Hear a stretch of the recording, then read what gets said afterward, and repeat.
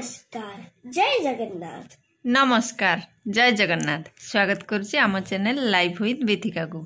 आम वीडियो जदि भल लगे निहाती गोटे लाइक करेंगे, सब्सक्राइब करेंगे, आउ आमको बहुत सारा भल पाया देवे। जो मैंने आम चैनल को सब्सक्राइब कर सारी से बहुत बहुत धन्यवाद। आउ जो मैंने आम चैनल को सब्सक्राइब करना से जल्दी जल्दी जातु लाइफ विथ बिथिका को सब्सक्राइब करूँ। समस्त भल रुहतु, खुशी रुहतु, आउ सुस्थ रुहतु। आसतु ताहले आज बनैबा कटकी भेंडी चूना माछ चरचड़ी।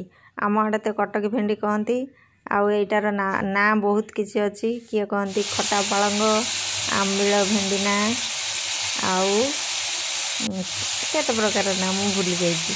से जहाँ भी हो मुझे भल भाव छड़ेकी परिष्कार करके धोईकी रखिदेची।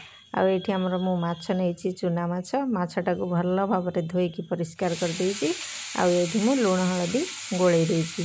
लुण हलदी गोले दे सारा पर मु तावारे तेल देची। तेलटा गरम होला पर मु माछ गुड़ा को दे देची।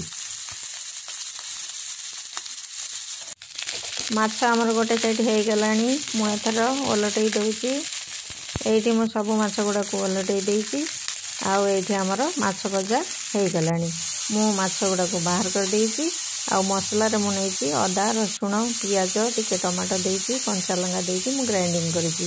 कड़ाई मु देइथिली तेल गरम होला पर फुटण, तापर मसला मसलार मु देची स्वाद अनुसार लुण हलदी गुंड आउ लंका गुंड टिके ताको भल भाव भाजी दे सारा पर मुझे देची माछ को टिके गोले गोले देकी मु जो छड़े रखी कटकी भेंडी गुड़ा को मुझे देदेकी टिके भल भाव भाजी देची। बेसी टाइम लगे कम टाइम हो देखिपे कटकी भेंडी गुड़ा आमर सीझीगला।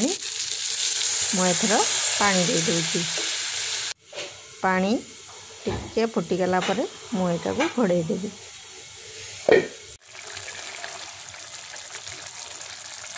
देखिपे केते सुंदर कलर देखा जाउची।